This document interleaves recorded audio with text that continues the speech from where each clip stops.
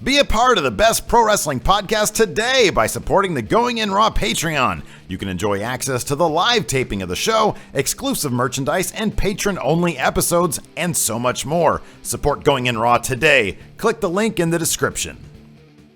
This is Charlotte, and you're watching Going In Raw. That sounds terrible. What's up? This is the most must-see WWE superstar of all time and his lovely, gorgeous wife, Marie. and you are going in SmackDown Live. Who needs Raw? What's up? It's your girl, Sasha Banks, the legit boss, and you are watching Going In Raw. Oh, baby, I like it raw. Oh, baby, I like it raw. And you are tuned in to Going In Raw right now. How you doing?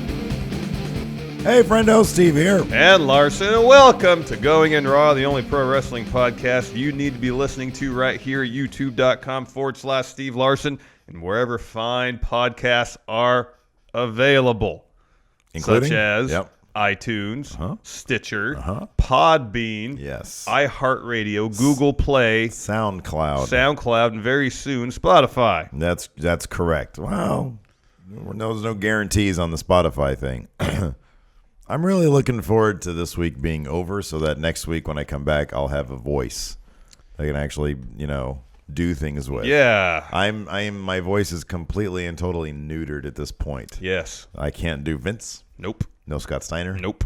No. You can barely do Steve. I can barely do me. But I appreciate you doing it. You're doing good at the intros. Thank you. Even when I get my voice back, we're going to continue to have you do some of the intros. All right. I like that idea a lot. All right. So this is our episode. Oh, we're also at prowrestlingtees.com/Going In Raw, where you can get neither of the shirts we're currently wearing. Oh, no. No, this is a shirt. I was thinking about bringing this design back for Pro Wrestling Tees, but it is such a blatant ripoff of one of the Young Bucks shirts, which I was totally cool doing in the first place because their gimmick is essentially a ripoff of like DX and shit, where they do all the suckets and whatnot.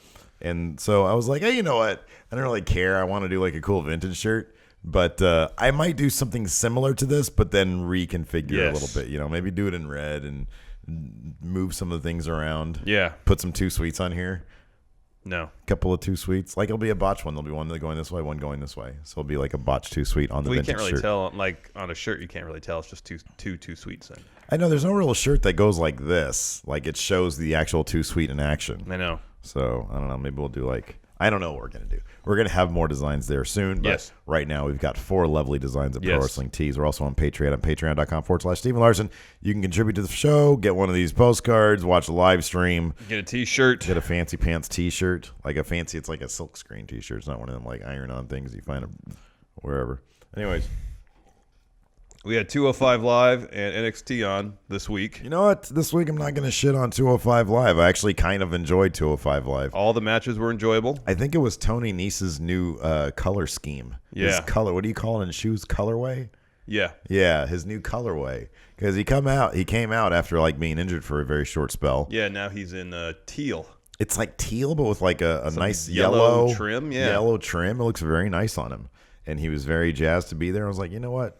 But no, it was a good rundown this week. We had kicked off with the Brian Kendrick and Akira Tozawa. They finally had a match. Once again, Brian Kendrick outsmarting the younger Akira Tozawa. Yeah, it was a good match, back and forth. Yeah. Kendrick got the upper hand on the outside of the ring and stuck Tozawa's foot in the I don't know what you call it, the rope. Yeah, I have no idea what it was. That keeps the canvas on the ring. Right. So Akira Tozawa was stuck there. He couldn't get his foot out of the under part of the ring. Got counted out. Yep. Ref counted to 10, and he lost due to count out. So Brian Kendrick right here. Then he gave an interview backstage where they said, is this done? Are you done with it? He says, no, it'll never be done. He thinks he's better than me. He thinks he doesn't need me. Yeah. Incorrect. Yeah. So I'm guessing at Fastlane they're gonna have like a blow. Maybe during the pre-show. Oh yeah, maybe. Maybe on the main card. I think it'd be great if it was on the main card. Well, Fastlane's a Raw card. Yeah, but they have the Cruiserweight title match on the main card. Oh, okay. Maybe pre-show match then, or maybe it'll be on 205 Live. Who knows? We're still 1 more week, so maybe next week on 205 Live. Who knows? Anyways, then we had a Noam Dar interview before his match with Mustafa Ali. Yes. Responding to what Rich Swann said last week. Mm-hmm. He was a bit hypocritical. He said, he was very obvious about it. He was saying, how dare a guy, talk to another man's lady right in front of him when he knows they're together and he knows they're an item. And, but he spoke to the strength of his relationship. Yes. With Alicia Fergs. And he backed away from the mic when he did this time. He said, Alicia Fergs. Yeah. It's pretty nice. I love that guy. He's so funny. And then Noam Dar had a match against Mustafa Ali. A really good match. I like Mustafa Ali. Yeah, Mustafa Ali's great. Yeah, I know. He's good. It was a really good match. It was fun stuff. A lot of back and forth. Mm-hmm. Noam Dar picked up the win with a running knee to the head of Mustafa Ali. But again, a lot of good moves. A lot of back and forth. Yeah. Well-paced, well-done match. Yeah, good storytelling. Good. Yeah, good stuff. Then Neville gave an interview. I'm trying to remember this one now. Where was this one? How did this one go backstage. down? It was backstage. It was typical Mean Neville. It was like sort of in reaction to the contract signing that went awry on Raw. Typical Mean Neville stuff, I would imagine. Then Jack Gallagher gave an interview. Well, I don't remember either of these things. I remember Gallagher kind of flubbing a couple lines during his interview. Oh, did he? Okay. That's all I really remember. That was backstage, too. I vaguely remember it. Yes, it was. Okay. Anyways, probably didn't say anything new. Then we had Gallagher versus Nese. That was a really good match. Yeah. That was actually a really fun, well-paced match. A lot of good back and forth. Yeah. Storytelling. Yeah. This is look, man, we're riding out. We shouldn't travel anymore. Like, I know we have to, like we do. Well, if we travel, we should actually take a day off to recuperate. I know, but how do we do that? The show must go on, Larson. I know. I mean, it's the nature of the industry we're in. We have to do something every weekday. It's going to be, let's see here, Monday. Okay, so assume we get Monday to at least get it. I'm telling you, man, we come back, let's see, WrestleMania. At least we'll have. We come back on Tuesday. Shit.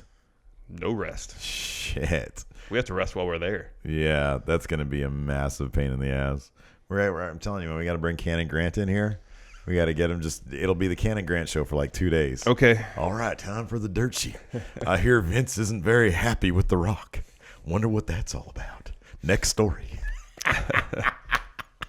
And in fact, he did Snapchat me too after I shouted him out the other day. Yeah. And he did his version of me doing him. That's funny. Jack Gallagher delivered a really good headbutt to Tony Nese. Oh yeah. During this match, I thought it actually was head-to-head contact. Yeah, I know. Sometimes you never know. Real time. Usually you can tell he hits him right here on the shoulder or collarbone, but this one looked like it was pretty close to the actual head. Man, I think Gallagher is really stepping it up in this lead up to this title fight. And I'm hoping that it's impressing some people backstage because I could see him in a really fun feud with an Austin Aries. Yeah. By the way, we got a really cool Austin Aries return package last night. That was really neat. Teasing his in-ring return. They didn't confirm when it would happen, but Austin said after the package, if and when I decide to come back. Mm-hmm. Yeah. And, it was a couple weeks ago that he was medically cleared to return. So I would suspect if the plan is Neville versus Aries that they're going to start that. Yeah. The Raw after Fastlane. I would think so, yeah. Or at least a 205 Live after they're going to build to WrestleMania. They'll have one of those interview segments, and something will cause some beef between the two of them. Yeah. I'm trying to figure out, is Austin Aries simply going to be a face because he's returning? Because he works the heel angle so damn well. I have a feeling he's going to be an arrogant face. Really? Yeah. I mean, he's just going to be Austin Aries. Yeah. But that could be really good. I don't think he's going to play up the heel tactics per se. He's just going to be him. Yeah. Any chance Gallagher takes that title and they launch into Aries versus Gallagher? I'd be very surprised. Me too, although there's a part of me that thinks it's a better matchup. Could be. If they want to keep Aries a heel. Yeah. But I think he can exist above the face-heel spectrum. Probably right about that, especially since it's a return. Solidly tweener. Yeah. I'm just really big on Jack Gallagher these days. The more you poo-poo his running drop kick as a finisher, the more I like it, and the more I just really love his headbutt. No, I think the headbutt is a more dynamic finisher, I feel like, and it can come out of nowhere. Yeah, you can just end a match in surprise fashion, fall on the guy, get the pin. I think that's a great way to finish the match. I understand that if you do that every time, it loses the impact. Yeah, a little bit. I get that. But it's not necessarily that his drop kick is bad. I've just seen countless wrestlers use a drop kick as a standard move. But like a running into the corner drop kick. I've seen that too. No, you haven't seen Daniel Bryan used to do that. Daniel Bryan's finish was a running knee to the corner. No. Or was it a running knee? Yeah, it was a running knee. Okay, it was a running knee. It's even worse. No, it's not. You don't have like the torque of you're not back up against a wall. But the running knee, here's two things about that. One, you can just fall with it and you're fine. Well, that's how they sell it, yeah. They can do the same thing for a standard drop kick. Not in the corner? No, I understand that. The thing about I like that you have your little guy set up with it's your running. fingers. Yeah, you can't see it running. The knee, there's less surface area to disperse the force. Yeah, and no, you got this big old bone right here. I know. As opposed to 2 feet, yeah. 2 feet kicking somebody disperses the force over a greater surface area, whereas a knee, smaller surface area, and compared to the bottom of a foot, it's sharper. Yeah, okay. More impact on a smaller surface area, thus is more powerful. Okay, here's the thing though. You lose because you're arguing the logic of like the impact of a move in pro wrestling. Yeah, but you want to know why I think the knee plus is better than the running drop kick to the corner? That's why. That's why. Okay. What's your favorite finisher? All time? Yeah. Oh, it's powerbomb. Yeah, it's got to be a powerbomb, right? Or the RKO. Yeah, I know, but the RKO, like all you're doing is you're gently guiding a guy's head down onto the mat, and he like lands softly. But I think the beauty of the impact of these moves aren't really the thing. Beauty of the RKO is not that is obviously it's not a forceful move. I understand that, but is RKO your favorite cutter? I think so because he does it in ways. So. Because he literally it's a stunner. No, but I know, but like Stone Cold Stunner was great, but there was always it needed a setup. The RKO does it. It can come out at any time. Man, can we talk about Mark Andrews and his stunner? Yeah. Last night it was great. Let's talk about NXT. Well, we gotta say Jack Gallagher picked up the win. Jack Gallagher did in fact pick up the win. How do you feel about this? We got some people in the comments of our PWG video asking us to like not spoil who won. Oh, they want to wait until a DVD comes out. I don't really think that's going to happen. No. If I go to a live show, I want to talk about it tomorrow. Yeah. You know what I mean? The next day, yeah. Like, no offense to anybody out there, but just wait. How about this? You guys just wait until the DVD comes out and then watch the video. Yeah. I mean, we're not the only source of There's a million spoilers for PWG online. Yeah. All right. And it's not like PWG is an ongoing soap opera. No. NXT Live. NXT. And we don't spoil shit in our thumbnails. No. You have to dig into the episode. Other than the fact that we were there. Yeah, exactly. And Adam Cole and the Young Bucks were there. Yeah. NXT Live. Wait, NXT Live. That's weird. NXT. There you go. Oops. It was actually episode 379. Oh, you remember that? Okay, yeah, good. I do. Because I had to watch I watched it like 3 times. I was so tired yesterday. Anyways. Yeah, Steve's sick, in case you haven't noticed. Oh, yeah. Did I not mention that at the start of the show? I don't know if you did. You said you lost your voice, but you're sick. Yeah. You're officially sick. Actually sick, yeah. And I've been dealing with like headaches all week. Jesus Christ. What are we going to do at Mania? Are we going to last Saturday? Are we going to make it to Mania? Because Friday, it was weird. Remember how I told you I had some problems getting them damn tickets to Progress? Yeah. Well, I thought I had bought the proper tickets. They get in the mail, and it's the show on right during NXT. It's not Progress. It's another WWN show, Mercury Rising, and like Ricochet's on it. It's probably going to be fine. I have no idea. I have no clue. Anyways, I got the tickets. I hop back online and I buy some. We have 5th row at Progress, so it's still okay. Yeah. I have no idea how that happened. So now we have a couple extra tickets for a show that we're not going to go to. Can you contact them and see what? Yeah, I'll see. I don't know. We might give them away or something. Yeah, we can give them away. Like a meetup at, I don't know. So anyways. NXT, but no, we're definitely going to Progress. Yes. Yeah, that's happening. That's on Friday. Yes, correct. Okay. It's Friday at like noon. Oh, I didn't know. I thought it was in the afternoon. I know it was at noon. It's at noon. Okay. So for us, it's like 9 in the morning. Yeah. We'll have a long travel day the day before. That'll be fun. Will give us plenty of time maybe to go to WrestleCon afterwards. Yeah, I know exactly. That's what I was thinking. That should be fun. I was looking at the website for WrestleCon, and like the guest lineup there is fantastic. I know you have to pay more to enjoy the guest lineup. Wait, what? I think you have to pay to get in the door, Yeah. and then if you want to do the autograph sessions, Oh, I don't want anybody's you have autograph. to pay more money. I just want to walk around and see all the what is going to be there? What booths are going to be there? I want to know. Yeah. Should we have a booth there? I don't think we can now. Not But now, but yeah. should we have a booth there? Sure, next year. Bring all our merch. But we don't have time. Like Saturday, we're booked all day. Yeah, we can't do shit. Sunday, man. we're booked. It's WrestleMania. That's most of the day. NXT opened up with Ember Moon versus Liv Morgan versus Peyton Royce for Fun match. for the number one contender spot against Asuka for next week's NXT. Fun match. Very fun match. Ember Moon ever theme song stuck in my head. It's a good song. Yeah, and The basic story going through this match was that Peyton Royce, specifically, in one instance, Liv Morgan, were doing everything they could to keep Ember Moon out of the match. correct. Keep it a one-on-one match. Yeah. And by and large, they were successful. It all kind of started. There was a spot on the outside where Ember Moon launched herself over the top rope onto Liv Morgan, and then Peyton Royce threw into the ring steps. I get the feeling watching these guys, these gals, that Ember Moon, and I didn't notice it with Peyton Royce, but it could be.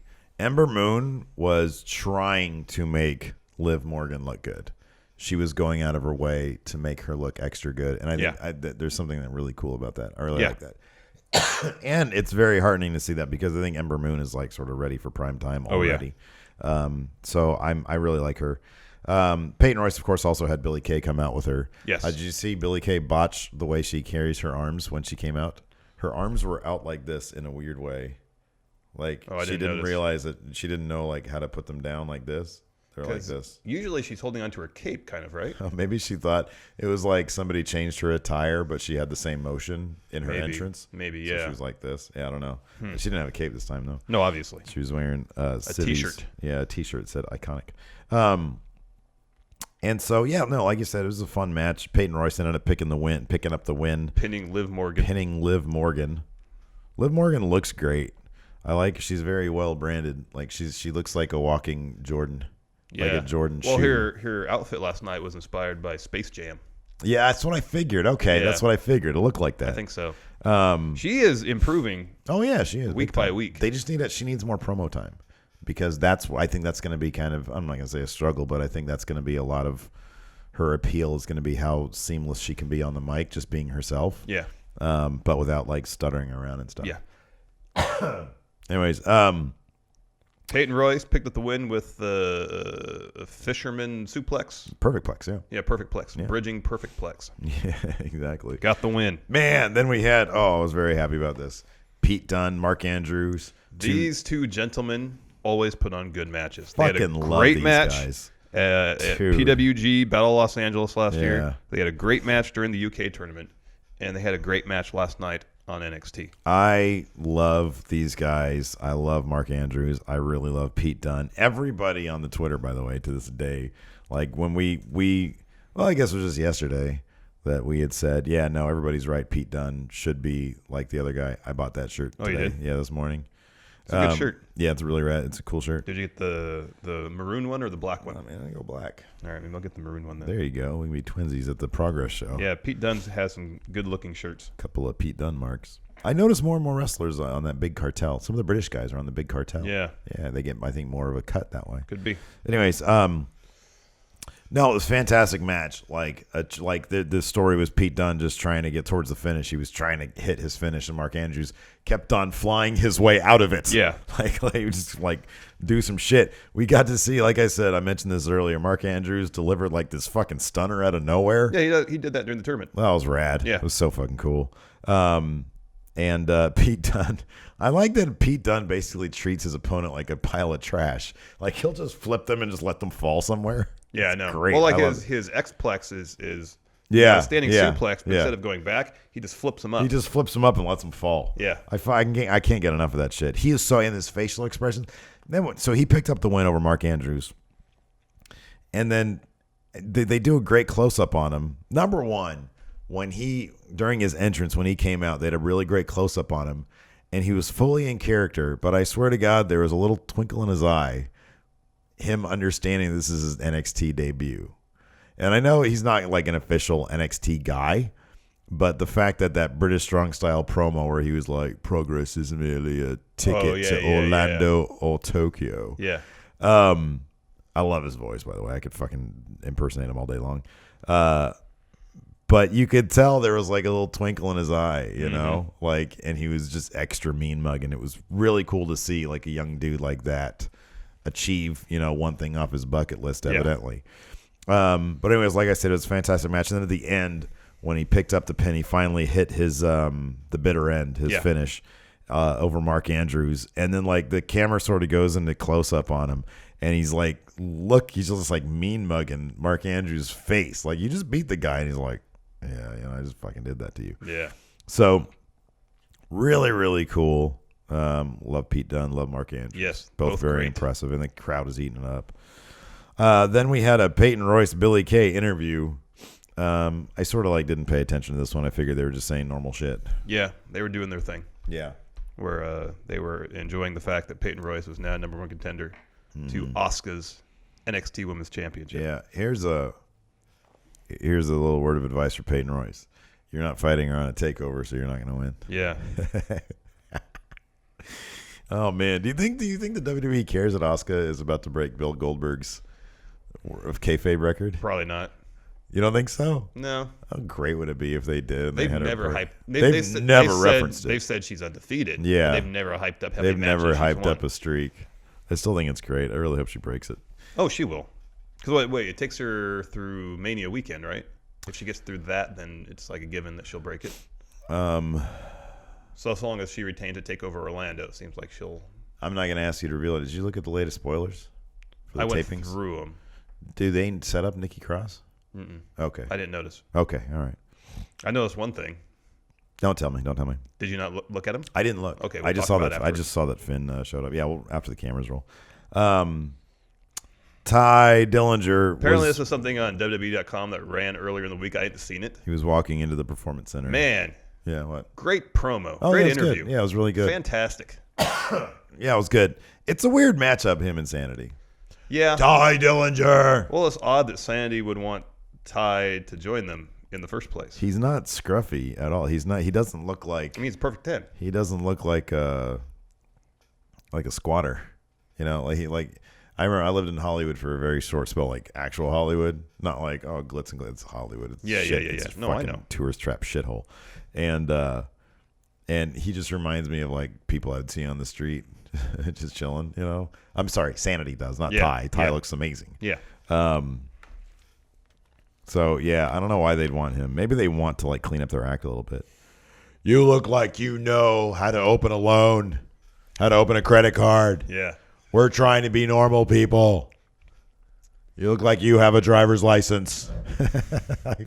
We need someone to drive us around Orlando. Exactly. We don't have public transportation here that's worth a damn. We need an Airbnb. Do you have a phone? I don't know if Orlando has good public transportation or not. I have no idea. Then we had main event. So this was kind of just like a rehash of the live show that we went to. We got to see Bobby Roode versus Noe Jose, and it was a lot of the same stuff. Yeah. On NXT, and it was still fun. No, it was a lot of fun. I love that the camera cut back to Noe Jose during Bobby Roode's entrance when he was dancing to it. So you can see him dance to it, and he was doing the thing where like he tries to do what is the thing? Oh, what's it called? It's not the electric slide, is it? No, I don't know what it's called. I don't remember what it's called either, but he had him. Yeah, and then Bobby Roode was about to do it, and then he realized that he looked like an idiot, and he's not supposed to be doing that. Bobby Roode picked up the win. As he was leaving, he decides to come back and starts laying it in Noe Jose again. And who comes to the ring, Steve? Chris Hero. KASSIUS OHNO. KASSIUS OHNO. That's right. People marked out big time for him. He dropped a pretty good promo. Yeah, it was good. And Roode responded by saying, "Who do you think you are? Is OHNO even your real name?" He said, "If that is your real pretty name." funny. That was a good moment. That was a great moment. I love that. So they had some back and forth. Yeah. Roode gets in the ring. Yeah.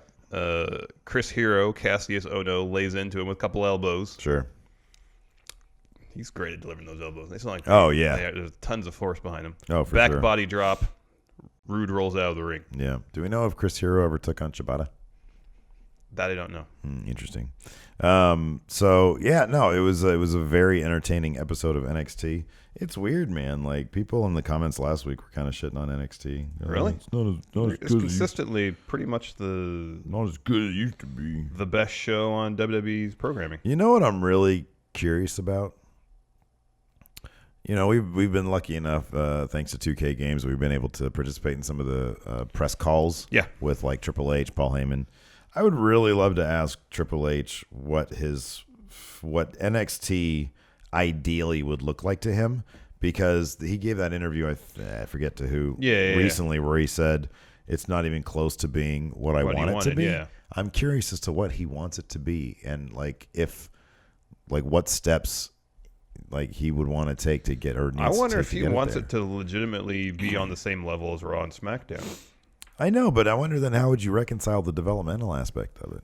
You know, like does he want it to be basically? Well, I mean, as NXT exists right now, they have the show, which is kind of a mix of developmental, but it's going more towards the direction of people that have plenty of experience, whether it's in TNA or the Indies or in Japan. Right.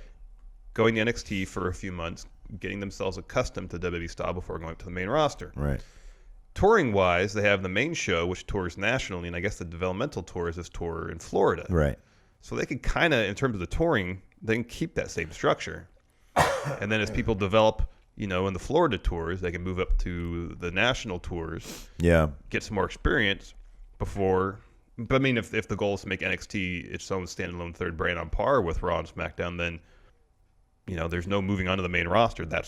I would assume developing the infrastructure necessary to not do bulk tapings would be one thing. Like it'd be so you wouldn't have this weird social media gets it first type thing.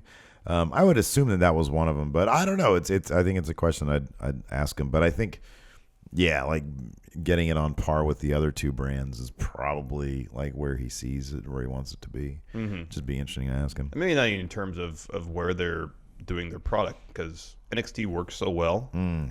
At the NXT arena. Yeah. That, you know, granted on takeovers it works great in the larger venues, but just because the audience is so fervent and so excited for the product. Yeah. But you know, if it gets to that large of a scale, will Vince want to get more involved? Yeah. You know, will that kind of curtail what Triple H really wants it to be? Who knows? Yeah. I don't know. Who knows? Let's answer some questions. Okay. Haven Elric. Do you think because of the Benoit tragedy, WWE wouldn't or would ever sign his son David, who was behind the scenes at a WWE live event last week? Above titles, Alex C. actually makes a good point here. He says he's the spitting image of his dad, which he is. So it'd be weird to watch him in a WWE ring. I honestly think, I mean, that's a really good question. Yeah. There's a part of me that thinks, you know, that's an association I'm not sure that they really want to make, you know? I mean, how do you bring in that dude? Without referencing his father's career. Unless what he did, Unless you simply, I don't know.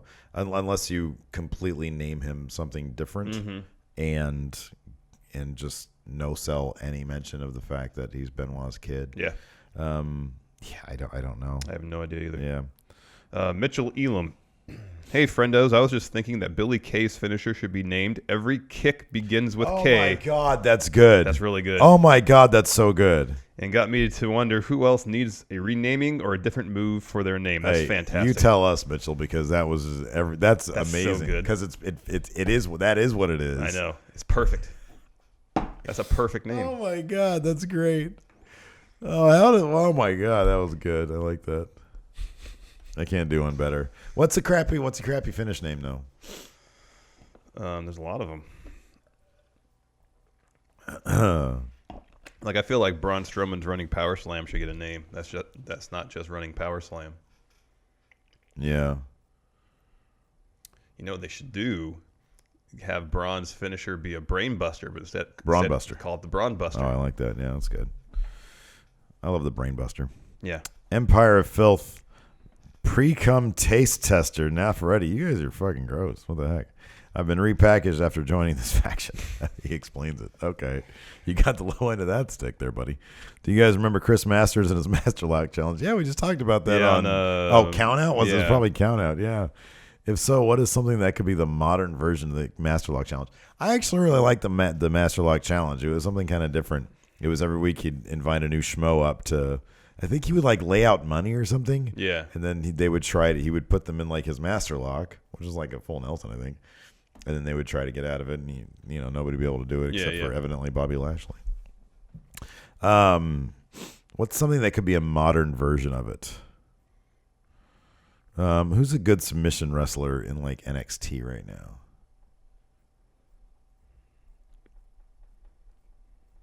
They're not really pushing the submission aspects. At least for most of the wrestlers who have submission finishers are in the women's division. Yeah, that's true. The Asuka Lock Challenge. There you go. Have her take on a bunch of female jobbers. When she moves up to the main roster. Yeah, that'd be so beneath her, though. Yeah, it really would. John T. Hey, friendos, do you feel like Asuka's dominant reign as NXT Women's Champion has held back the women's division? He thinks Asuka should have been called up ages ago. They've done a really good job of bringing the division as a whole back up following the call-up of Bayley. Because now, I mean, like Peyton Royce, Ember Moon, even Liv Morgan. Yeah. They've all their stock has been elevated. Oh, for sure. Over the last months. That Nikki Cross. Yeah. Well, right now you can't really say, with the possible little exception of Ember Moon, that any one of those competitors can beat Asuka right now. But when Asuka gets called up to main, I don't think the women's division as a whole is going to suffer from her loss, because I think there's plenty of really good talent there to kind of take over the mantle as top star of the women's division. I think that, no, I don't think it's held. I agree with your points, and in addition to that, I would say that the women's division, the people they've reloaded with, they've needed to find themselves. They've needed that time to find themselves, because I can't see any of them as having been champion over the last 3 months. Like, it just, none of them feel realistic, with the possible exception of Ember Moon. Mm-hmm. But I like that they're basically getting it to where sort of in still like the knee deep, neck deep in the getting to know you phase. Mm-hmm. And I like that. And that's good. And none of them need to be champion. And I don't think it's held it back at all. I think they've had, like you said, they've had really good opportunity to reload. That's what they've done. I agree that she should have been called up ages ago, but it doesn't feel odd. It doesn't feel as odd with Asuka as it does with Shinsuke Nakamura. I mean, he said in an interview recently that he hopes to find a spot on the WrestleMania card. Mm-hmm. You got to think, he debuted at the TakeOver before WrestleMania last year, and he doesn't have a spot on the card at WrestleMania this year. It's kind of bogus. Well, after WrestleMania, we'll be seeing him on the main roster. Yeah, I know. He'll be in the main event at 34 probably. Yep. Fat bastard champ Alex Foster. Does Oni Lorcan have a gimmick? What should it be? Thanks, friendos. Nope, and he shouldn't have one. He doesn't. His gimmick is guy who likes to fight. Exactly. That's his gimmick. Like, unpredictable guy who likes to fight. He's like 3 steps away from being insanity. But I never want him to be there, because that's too gimmicky. I want him to just be like ugly dude who likes to fight. Yep. Yeah. Empire of Filth. Again with you. No, I'm not doing your name again, Neferetti. He's already asked a question. 1 question per week per person. 1 question per week, Neferetti. Per show per person. My goodness. Manuel Garcia de Paredes. If WWE decided to cancel 205 Live, how would you relocate the CW roster? I think that if they tightened up Raw, they could bring the entire Cruiserweight division to Raw and improve Raw, because you'd have to SmackDown it up a little bit. You'd have to jam more story in that time that you have available. Yeah. Markius Mark. Hey, friendos. WWE has just announced the 205 Live spinoff show called Fat Bastards of Wrestling and needs your help booking the main eventers and the champion. Only rule is a wrestler needs to be 305 pounds or more. That reminds me, why haven't we done a count out top 10 hosses? We could. We have no count out in place for Sunday. I was thinking about that today. I was like, top 10 hosses. Who's prime hoss? Who's number 1? Oh, Stan Hansen, isn't it? Or is it Barry Windham? Not really a hoss, though. Windham, no. He wasn't really a hoss. He was tall. He was tall. But he wasn't, Not really a hoss, though, no. was he? Probably Stan Hansen. But find out on the count out. Or Vader. Is Vader Haas? Vader Haas status? Definitely Haas. Okay, right? he's a contender for top Haas. Prime Haas. Would you consider Andre the Giant a Haas? Not really. Not really. No, he's a giant. No, he's just large. Yeah, he's a big guy. Big Show, Haas or no? Not really. Haas is, here's the thing about Haas. Well, let's see. The Giant, no. Big Show as of like 2 years ago, yes. Okay, but here's the thing about Big Haas. Show now, maybe not. I think Haas's aren't super long. I think Haas's are like normal guys with big bellies that are just bastards. I think that's a Haas. Well, I think a Haas is just a large guy. But Big Show is like, and not just in terms of height. I mean, in terms of girth too. Big Show has like, he's like genetically too large. Yeah, I think a Haas needs to be a normal dude, like JBL when he was, definitely a Haas. Like cowboy boots and long hair. Yeah, what they used to call him? They were the Blackjacks. Blackjacks. Yeah, that's right. Yeah, he's definitely a Haas. Anyways, we're gonna do a Haas episode. We have to define what a Haas is first. Yeah, exactly. Be some confusion. There's definitely some confusion.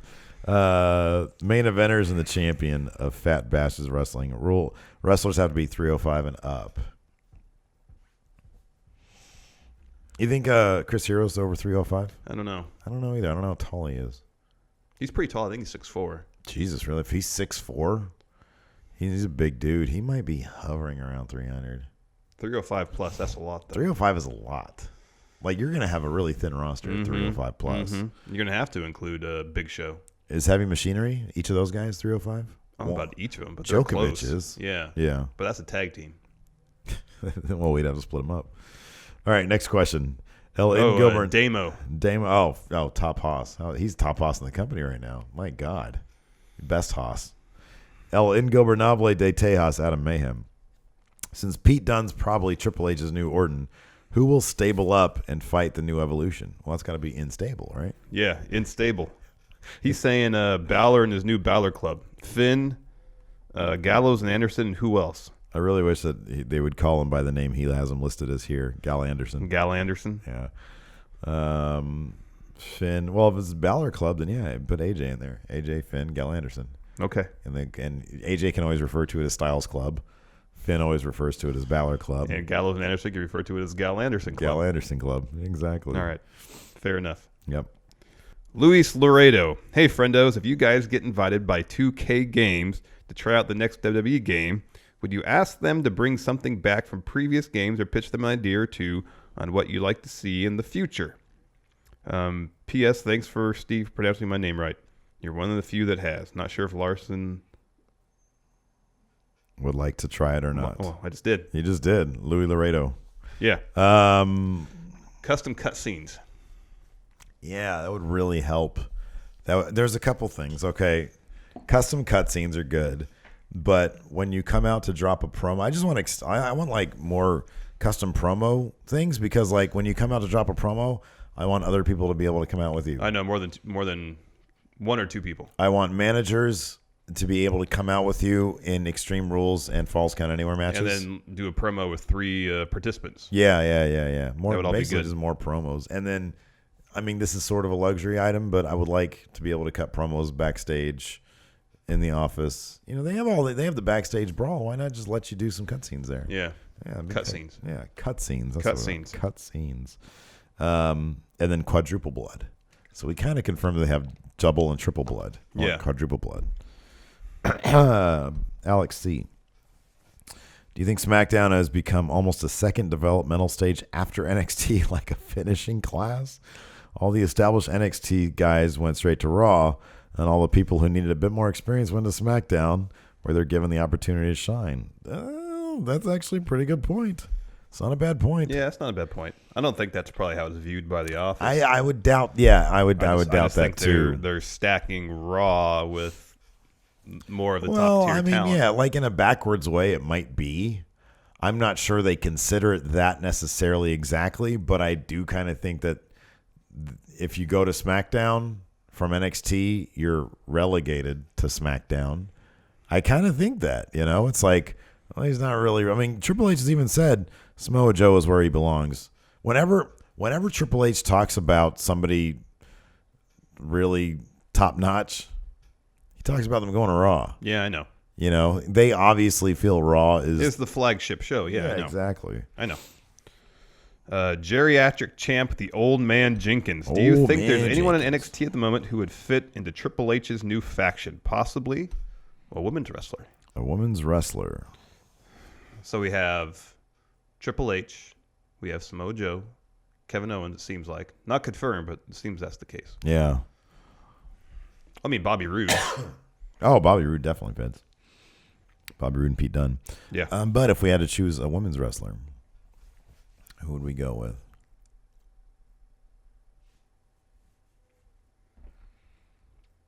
I can kind of see Peyton Royce fitting in. I could maybe see that. I was going to go with Charlotte, to be honest with you. Yeah. Because he had Flair before in his stable. But the question asked about NXT, so I'll just keep an NXT. Oh, okay.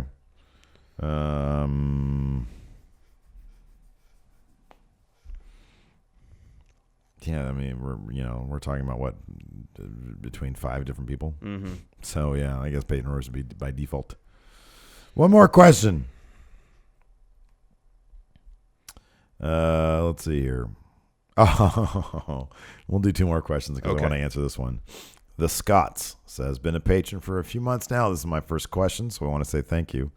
How excited are you for the Patrick Clark experience next week? I am all the excited. I love Patrick Clark. We haven't seen nearly enough of him. I like that they gave. Oh, I know what you're talking about on NXT. I know what you're talking about. I did read that. What? Oh, the thing you're going to bring up. Yeah. And yes, I am crushed. Well, you should also be excited by the potentials of it. Yeah, maybe, huh? Yeah. Maybe. Yeah. All right. As for Patrick Clark, yes, I'm excited. I'm happy they did a little promo video to tease his appearance next week. That's great. I'm very excited. Here's a good question about NXT. The genetic freak champion Johnny Ferks. I'm a big fan of No Way Jose, and I am also Dominican, so I really want to see him go far. But like others who are in his NXT gimmick, I feel it won't work well with a huge crowd. My question, should he change his gimmick before going to Maine? It kind of smacks of a little bit of Adam Rose. Well, there was that during his feud with Austin Aries. Yeah, like a mean streak. Yeah, they brought some dimension to the character, and I thought that really worked. Yeah, sure. I mean, so much so that I thought he had a chance of beating Austin Aries. Yeah. They haven't really touched on that kind of the mean streak in No Way Jose quite as much since then. But I think that's something they could tap into. He has this sort of the thing that I love about No Way Jose is he has sort of this natural almost edge about him where he's like supremely confident. Mm-hmm. And he hasn't really shown a lot of vulnerability. And I like that because I think it gives him a fighting chance. You know what I mean? Yeah. I like that about him. I think that he looks weathered for one thing. Yeah. So he doesn't look like he's just some, new guy with he's just dancing around and stuff. Like, I feel like he's been through like knife fights and he's just happy to be he's been through several knife fights and he's got the perspective in his life that, you got to live it up now. That's how I feel about No Way Jose. I don't feel like he's a new guy who just likes to party. Yeah. I feel like he's been through some shit, and because of it, he's got perspective on life. That he wants to enjoy life. Okay. Right? No, that makes sense. You kind of feel me on that one, right? But then he can tap into the mean streak when he needs to. Exactly. Like he can put himself back in that situation where he's staring down a blade. Yeah. Okay. And he comes out of it. Oh, man. Anyways, is that it? That's it. All right, that's it for NXT 205 Live. I apologize for my voice. I promise next week it'll be mucho better. Well, don't promise to say you'll try. Yeah, I'm old, man. Drink some tea with some lemon and honey. Would you like some tea? That would help. Cream and sugar. You don't want to do anything with dairy in it. Dairy makes you phlegmy. It could make it worse. Nothing? No dairy. No dairy? No dairy. No deal. All right. Till next time. I'll talk to you guys later. Bye. I sound like John Laurinaitis.